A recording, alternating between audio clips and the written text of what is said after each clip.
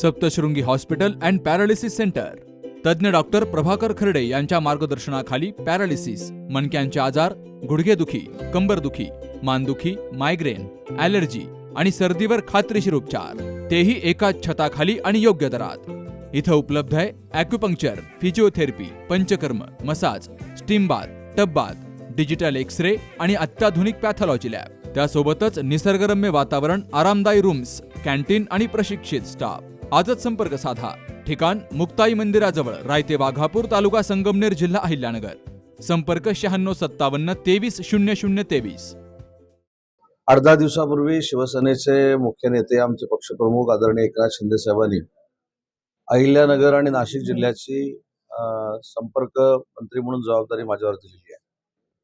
काल मी नाशिक जिल्ह्यामध्ये होतो. नाशिक जिल्ह्याच्या दोन्ही लोकसभेमध्ये मी पक्षीय आढावा घेतला आणि तोच आढावा 2 मतदारसंघाची एक बैठक लावून आज मी अहिल्यानगरमध्ये घेतोय.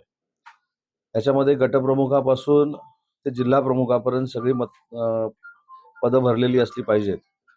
जी काही संघटनेमध्ये पदं आहेत, मग ती महिला असतील, युवा सेना असतील, आमची बेसिक शिवसेना असेल, ही सगळी परिपूर्ण असली पाहिजे. त्याचा आढावा मी घेणार आहे. दुसरं, पालकमंत्री महोदयांना सांगून ज्या शासकीय समित्या आहेत आणि त्या शासकीय समित्यांमध्ये आमचं समन्वय समितीचं जे काही ठरलेलं आहे त्या पद्धतीनं शिवसेनेला देखील प्राधान्य देणं. राष्ट्रवादी काँग्रेस पार्टी ते त्यांचे नेते त्यांना प्राधान्य देण्याच्या संदर्भामधली कारवाई करतील. परंतु शिवसेनेच्या कार्यकर्त्यांवर, पदाधिकाऱ्यांवर कुठेही महायुतीमध्ये अन्याय होऊ नये ही भूमिका घेण्यासाठीच आणि संघटना बळकट करण्यासाठी अहिल्यानगरच्या जिल्ह्याच्या संपर्क मंत्रीपदी माझी नियुक्ती माननीय एकनाथ शिंदे साहेबांनी केलेली आहे. तुमच्याकडे उद्योग खाता आहे. उद्योग खाता असताना कुठेतरी निधी खूप महत्वाचा असतो. निधी मिळतोय तेवढा? कामं होत आहेत का? नाही, उद्योग विभागाला केवळ घोषणा होताना नाही, उद्योग विभागाला निधीची अजिबात आवश्यकता नाही. हे बजेटेड खातं जरी असलं तरी त्याच्या अंडर जी MIDC आहे, MIDC जी महामंडळ आहे, ते आम्ही स्वतःचे पैसे स्वतः जनरेट करतो. त्याच्यामुळे आम्हाला बजेटची आवश्यकता लागत नाही. आपल्याला माहीत असेल की या पूर्ण जिल्ह्यामध्ये अमोल खताळ साहेबांनी देखील त्यांच्या मतदारसंघामध्ये MIDC मागितलेली होती. ती देखील कार्यवाही सुरू आहे. 2 ते 3 महिन्यामध्ये ती MIDC इथं तयार होईल. शिर्डीमध्ये फार मोठे प्रोजेक्ट माझ्याच कारकिर्दीमध्ये इथे सुरू होत आहेत, हे देखील आपल्याला माहिती आहे. श्रीगोंदा असेल, विठ्ठल लंके साहेबांचा मतदारसंघ असेल, अनेक मतदारसंघामध्ये नव्यानं आम्ही MIDC करतोय आणि भविष्यामध्ये मुंबई, पुणे, नाशिक याच्यानंतर अहिल्यानगरकडे उद्योजकांनी आकर्षित व्हावं यासाठी उद्योग विभाग कार्यतत्परतेनं काम करतोय.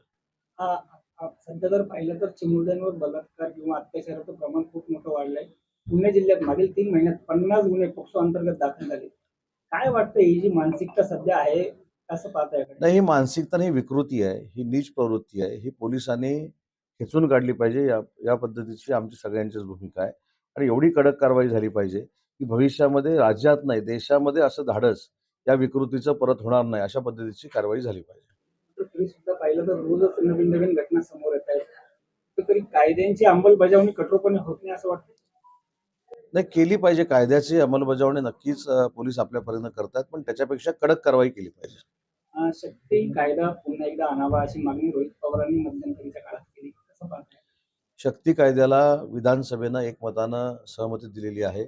आम्ही देखील शक्ती कायद्याच्या संदर्भामध्ये पाठपुरावा करतोय. स्वतः आमच्या पक्षाचे मुख्य नेते एकनाथ शिंदे साहेब त्याचा पाठपुरावा करतायत.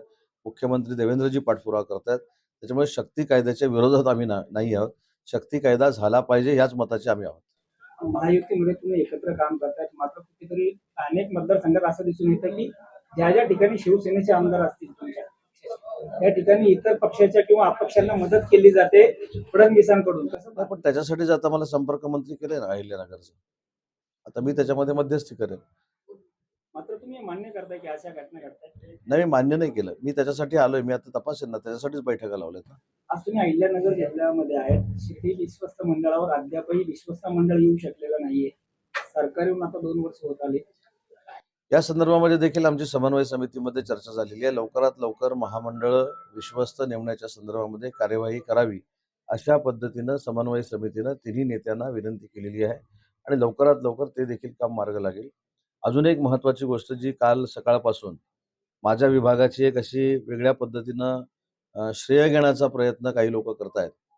ते म्हणजे 1976च्या नियमानुसार आमच्या एका अधिकाऱ्यानं काहीतरी हिंदीची परीक्षा घ्यावी असं मंत्रालयाच्या प्रधान सचिवांना देखील न विचारता काहीतरी पत्रक काढलं.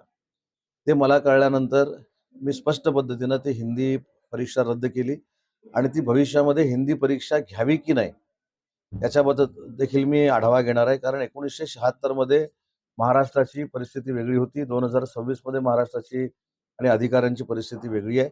शक्यतो हिंदीची परीक्षा कशासाठी घेतली जात होती याचा आम्ही आढावा घेऊ आणि त्याची जर आवश्यकता नसेल तर ती हिंदीची परीक्षा आम्ही बंद करण्याचा निर्णय घेणार आहोत. आपला महाराष्ट्र मराठी भाषिक आहे, मग अशा असताना आतापर्यंत मराठी पाट्या अनेकदा दिसत नाही. मराठी भाषा बोलण्यासाठी विरोध केला जातो, अनेक व्हिडिओ व्हायरल होतात. याच्यावर काय- मराठी भाषा ही महाराष्ट्रातल्या प्रत्येक व्यक्तीला आली पाहिजे या मताचा मी मराठी भाषेचा मंत्री आहे. ही काही सक्ती नाही, ही मराठी माणसाची भावना आहे. जर जिल्हाधिकारी म्हणून महाराष्ट्रामध्ये खुर्चीमध्ये बसत असताना मराठी शिकत असतील तर जे उद्योगधंद्याला इथे लोक परराज्यातली आलेली आहेत त्यांनी हिंदी शिकायला काय अडचण आहे. आणि ही काही सक्ती नाही, शेवटी ही व्यवहाराची भाषा आहे, ही आपली मातृभाषा आहे.